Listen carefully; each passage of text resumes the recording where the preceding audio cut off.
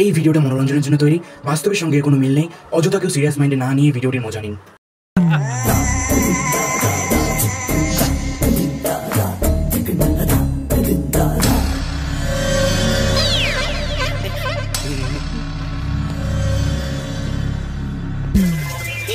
এইভাবে তাকাবেন না স্যার, আমার সুগার আছে তো, যখন তখন পেয়ে যায়।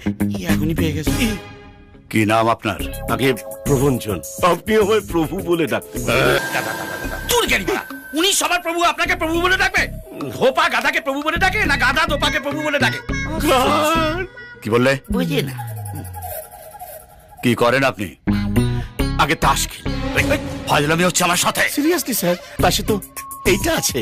আমার বাড়ির দোতলাটা পুরো জুয়ার পয়সায় করেছি। একদিন আমার সঙ্গে বসুন না স্যার, আমার বাড়ির 3 তলাটা হয়ে যাবে।